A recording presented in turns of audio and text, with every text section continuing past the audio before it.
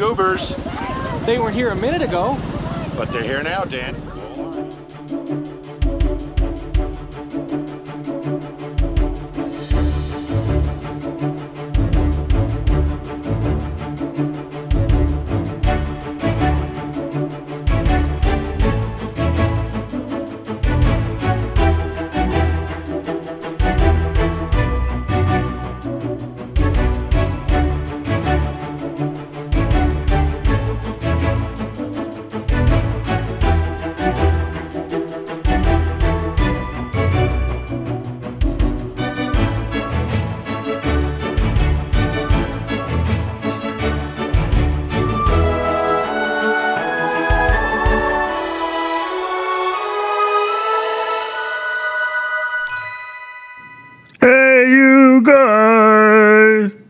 Welcome back to Sloth Love Chunk, your favorite Goonies Super-Fan podcast. I'm your host, Ants. And I'm Matt. And we're coming to you, not live, but we're coming to you from Astoria, Oregon for the 40th anniversary of The Goonies. Mm-hmm. How do you feel, Matthew? I feel pretty wonderful. Has this been everything that you dreamed it would be? Yes, we are a literal stone's throw away from all things Goonie. Yeah, man. There's been a lot of emotions. Yes. Thanks for coming back and joining us, guys. It's been quite a while, but we're going to do a quick recap for the first couple days of the Goonies 40th anniversary, what we've been doing, and then we'll try to do another one probably Saturday, tomorrow night. Maybe. Tomorrow. Yeah, there's a lot going on tomorrow. And then maybe Sunday before we leave. We'll try to do it. So tonight is Friday night. We've been in Oregon since Tuesday. Spent the night in Portland. We didn't really do much. No. Played some arcade games, had some Chinese food. Matthew ate a really big burrito. I did. It was ginormous. And then on Wednesday, we drove out. We went to the Tillamook Creamery, ate way too much cheese and ice cream. A lot of dairy. Then got to Canyon Beach, Haystack Rock, Fratelli's third annual ORV race. Yes. Took some pictures. And then yesterday, left Cannon Beach, went to Equal Estate Park. Yes. We visited some filming sites of the Goonies, where the Lighthouse Lounge was, where Mikey lines up the doubloon with the Lighthouse, the Rock, and the restaurant. Kids pull up the bikes. Yep. We took the aerial shot road of the bike journey that they took. Yeah. That was a highlight. It was. Dude, this is kind of weird, sitting in the same room with you doing this. Your voice is very chocolatey. Is it? Is it silky smooth? It's not. Mine is not as good as yours, man. It's a bummer. Wow.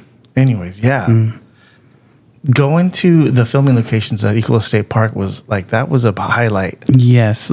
It took us a while to get our bearings as to where the Lighthouse Lounge was, and we figured it out. And once we did, it was a slow elation that came upon us. Yeah, for me, it was when I had my kids with me. I brought my 2 kids and my wife. And I had my kids there. And my kids are pretty much the exact same age as the Goonies when the Goonies was filmed. And it kind of hit a little bit hard thinking that here's my kids, same age as the Goonies, same place as the Goonies. That's a big deal for me. You know? Yeah, it was wonderful. Is this like an obsessive fan joy?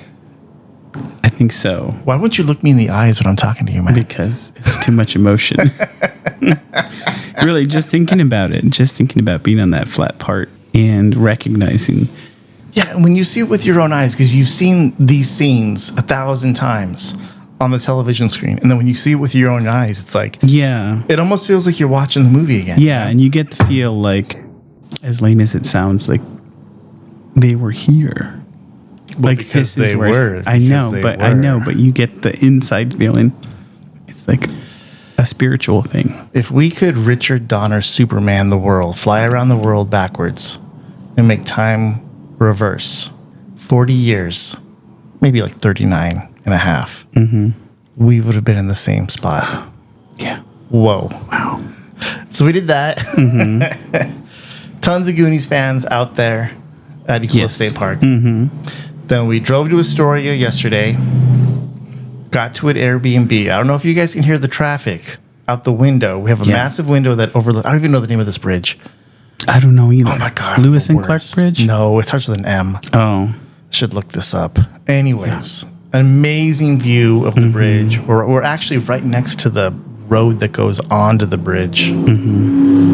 Whoa. Yeah, we're in a very Goonie-esque house. You know, if you've never been to Astoria, a lot of the architecture, a lot of the houses are old. This house is built in 1910. Oh, really? Yeah, and it has a lot of the same layout that the Goonies house would have, multiple stories. Yeah, so you definitely get the feel like you're on the Goondocks, staying here. Yeah, it's beautiful. Good job. Good job booking this sucker. Yeah, I booked this sucker over a year ago. I had to sort of convince the owner, and I used Anthony's family's leverage, saying, well, we're going to bring the kids, and it's going to be all about their experience, and blah, blah, blah. And she said yes, and she's been a great host ever since. Talker, bullshitter. Yeah, that's what I did. So we got here yesterday. Man, what did we do yesterday? Oh, we did the Under the Grate. Yeah. Which was like an immersive experience. There you go. An immersive experience that was put on, it was a lot of Goonies photo ops, which was awesome. Yeah, it was like a photo booth house of moments from the movie. Almost like a haunted house, sort of, where you walk from room to room, but each room is like a photo op. So the first thing you do, you walk in there and you're in the freezer with the stiff. Yes, and Swenson ice cream all along the wall. Grape. Apple. Rocky Road. Mississippi Mud. Chocolate Eruption. Super duper chocolate eruption. And then the next room you went to was Chester Copper Pot, I feel, getting smashed beneath the boulder. Awesome photo op. There was a Pinchers of Peril room where Anthony and I took a very sweet picture looking into each other's eyes. I'll try to post these pictures. If I don't stress me out. All right? Then, my favorite was they had the painting from Mikey's attic. You're ruining the painting. Give me a nice wet lickery kiss. And there was a tongue. It was a huge painting. It was like a 6x5 painting with the tongue sticking out of it. I wanted to lick it, but then I knew that everybody had been touching it. Yeah. Ugh. Yeah. And the cool thing too, as well, is at the very end of the experience, they had a gentleman who was basically doing like a printing press. He would let you make your own $50 bills with any of the Goonies that you wanted as the face of the $50 bill. Yeah, the process was he took some ink and he rolled it onto a metal plate. And it was kind of like the credit card machine, the old school credit card machine. When you go to the store, you just kind of slide it over.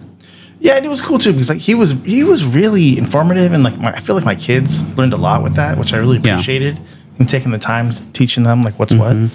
Yeah, if you want to check him out, he's on Instagram at Print Zero Studios. You remember that? Yeah. Dang, dude. Yeah. So that was shout out to him. That was right next to the Oregon Film Museum, which everybody knows is the Fratelli jailbreak jail. What else did we do, Matt? We got some merch. We got some sweet T-shirts it was like a little pop-up stand next to the Under the Grate, and we got some T-shirts there. Boy, we had so much yesterday. I spent way too much money on merchandise. Yeah. We've got a lot of merch. Yeah. And more to go tomorrow. So this morning, woke up early, made it out to the film museum, went through there. We did the whole tour of the jail cells. Yes. Tons of people out there. Tons of people. Yeah. Lots of photo ops. Yeah. More merch. We had to buy more. We saw a great cosplay of the Goonies. It was his family. The mom was Andy. The dad was Brand. The daughter was... There was a Ma Fratelli, Steph, and I think the son was Data. The son was Data, and they were good. Yeah. He had a legit Data costume. Really good.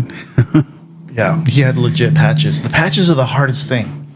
So we did that, and then right after that, I had to make my way to Signal Tattoo here on 14th Street in Astoria. I didn't have an appointment. It was walk-ins. So I had to be first in line, and I was first in line to get myself a Goonies tattoo. I got a copper bones on the back of my arm done by Lauren at Signal Tattoo. Cool. Quality piece. It's awesome. I've seen it. It's great. Whoa, Matt. Yeah. Whoa, back off, buddy. I like it. Whoa. Yeah. So that took a couple hours. What did you do while I was getting tattooed? So while he was getting tattooed, I cruised around a little bit because there's just so much to look at. Oh, before we continue, yesterday we're skipping something. So all around town they have coins that you can win. They're called challenge coins. And one of the places we visited that has a challenge coin was called Gizmo's Arcade, which is this really cool kind of retro arcade. You know, picture... It's an 80s arcade. Arcade cabinets, hot dogs, pizza, soda. They have the high scores posted on the wall above each pinball machine, which was a nice touch. They got like a living room set up with a couch, television. Screening the Goonies, of course. It looked super comfortable. So while you're there, their particular challenge for the challenge coin was a game called Spittleball. It's kind of like, what's that version? Skee ball. Skee ball. But it's a little like spring-loaded ball, and you're shooting it towards these holes against the back of the arcade of the cabinet. And the name of the game was to score 3,000 points, and the person who did that won the challenge coin. Yeah, these challenge coins, which is put on for Beeman Zakari, who's the Goonies house owner.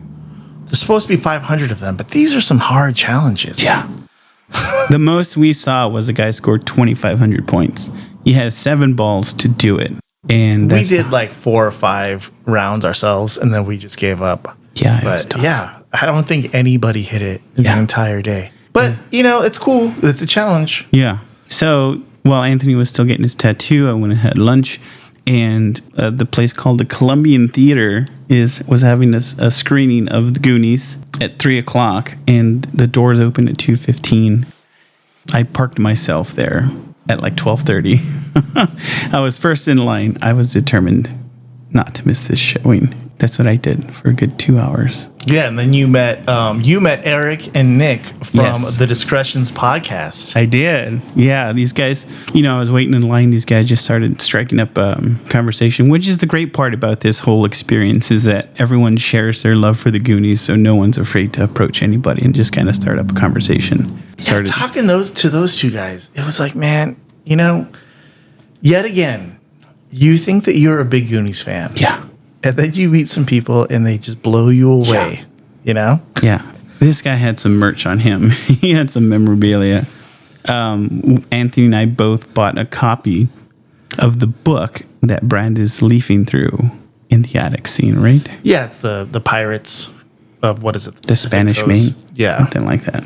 That was all. He had extra copies with him. Yeah. So we had to take a couple off his hands. Yeah. And so while I was there, as Anthony mentioned, the challenge coins, they kind of give you, I don't know if they're video or picture clues. And one of the picture clues was the theater itself. And so, you know, as we were sitting there chatting, people would come by, kind of look on the ground, look under the bench outside, look under the trash can for these challenge coins. Turns out the challenge coins were inside the theater, right? Yeah, so we took a quick cursory look around the theater looking for challenge coins, but I don't know. That wasn't really our bag. I mean, yeah, it wasn't the whole point of us being there. So we took a look. We didn't see anything. We went and got a good seat. Mm-hmm. Other people were tossing the place. Yeah. I went back out to go to the bathroom, and I actually saw probably like an 8-year-old kid found one of them like in a trashy corner.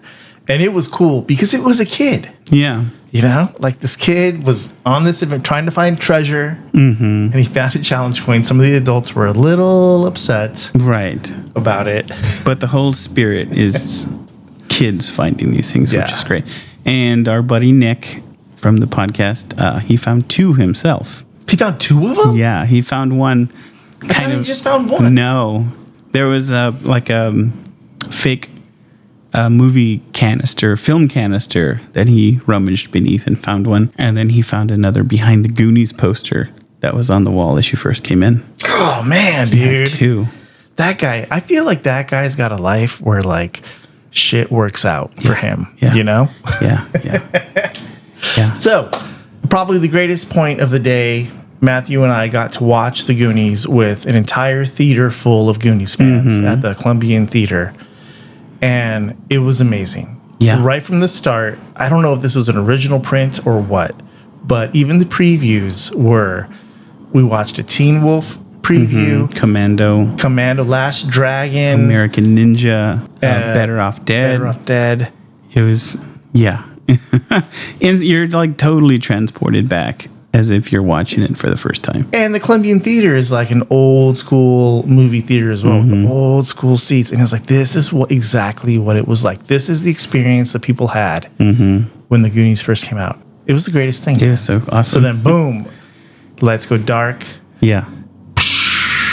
That skull comes up, and the whole place goes crazy. And you just get goosebumps. It was something else. Every time a character was introduced in the opening sequence, people were cheering. People were clapping. It's like, I mean, I've said it before, but this is one of those instances where you just get your batteries recharged, you know? Yeah. From like everyone's energy around you. It was an amazing experience, man. Watching that movie with that many Goonies fans in one spot. And it almost like, there were times where I thought this was going to turn into like a Rocky Horror Picture Show thing, you know? But you know, people quoting the movie, what's going on, but it wasn't overwhelming. It wasn't too distracting. Much. Right. It was just the right amount. Yeah. You know, hey, you guys, everyone yelled it out. What were some other? My favorite one was at the very end when the pirate ship is out on the ocean. And everyone in the theater goes, Holy Mary, Mother of God. It was awesome.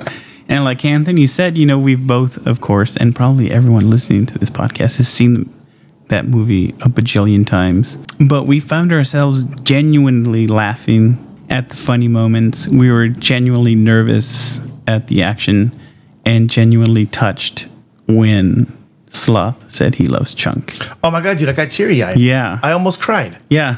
I'm like, what the heck is going on? Yeah. But also, like you were saying, too, like there were things that I noticed watching this movie that I had never seen before. I was telling Matthew, hey, Matt, did you notice it during the Moss Garden Wishing Well scene that Steph no longer has her red scarf around her neck? Yeah. Her scarf was wrapped around her belt. Yeah. Might be a deep cut, but... Yeah, little things. Little things like this, you know? Yeah. Rosalita's reactions to seeing... you know, the Statue of David. Oh, I've broken. Seen that one. It was something else. Yeah, I'm going to remember this for the rest of my life. Yeah. This whole experience of watching the Goonies in Astoria on, you know, the 40th anniversary. Not quite Goonies Day, but I mean, as close as you can get, you know? Yeah. It was great, man. Yeah. Man, it really like re-energized my Goonies fandom, which is why we're doing a podcast today. Pretty much gave up on this because, you know, Gonzo's head case. We had some technical difficulties, but... Technical difficulties known as my brain. Yeah, but we got past it. And here we are. Yeah. Yeah, man, it was a great time. Yeah. Went to Astoria Brewing, bought more merch. Went to Dead Man's Isle, which is a tiki bar. Yes. Got an awesome... They call it a mutant skull, but it's sloth skull. Yeah. Like tiki mug. Did that, came back, decided to throw this down real fast. Yep. So it was fun. Yeah, we have more and lots more activities. So tomorrow is the... What are we doing? Oh my God, tomorrow's the cast and crew panel. And we're also doing the behind the scenes panel tomorrow. Right. And then we've got roller skating in the costume contest. Yes. Spoilers, we're going to win. I think so. Yeah. Yeah. Tonight is the prom, but we didn't get tickets for that. I mean, I don't want to prom pose you. Yeah. You know, plus a lot of people get knocked up at prom. Yeah. Yeah. We're too old. We're too old to have kids. Well, you know, come on. Yeah. Is Annie going to be there? No. Then what's the point? Yeah. I'm not hooking up with you, buddy. No. And tomorrow, Anthony and I both get to... Oh my God, did you know what I did in high school? I never went to prom. But when I was in college, oh my God, my wife is going to listen to this. When I was in college, I had a girlfriend that was a senior in high school still, in my old high school. And I went back to her prom. I was the college kid that went to prom. Oh. It was a freshman college kid. I don't think they need to hear this. Dude, that was so lame. I look back on that and I feel really lame. Okay, yeah, let's not talk about that. Let's move on. Tomorrow, we're also going to notch 2 more Goonies and a Fratelli on our belts. Well, I'm going to get Mouth and Andy. What do you mean notching a belt? as far as getting signatures and Oh, okay, Yeah. okay. Yeah. Signatures. yeah, Okay. yeah, yeah. So I'm gonna get Andy. I'm gonna get Mouth. Anthony's gonna get Jake Fratelli. I'm gonna get Robert Davi. Yeah. I met Feldman before, but I didn't get his auto on my map. I'm trying to fill my map. So, Yeah, we're gonna do that. yeah, we'll try to do an episode tomorrow. Hopefully, the costume contest doesn't go too late, so we can get back on here and tell you guys what first place feels like. And then do another little recap. Yeah, and then Sunday we've got the porch visit. I'm gonna go to we have not even gone to the Goonies house yet. Yeah. Yeah, which is kind of The But days are kind of flying by. Yeah, we're gonna get to We're that. busy. Yeah, we'll get there. We're getting tatted It's up. not going anywhere. Yeah. So join us tomorrow. Same Goon time, same Goon place. Yes. All right, guys. Happy 40th, and we'll see you guys soon. Good night.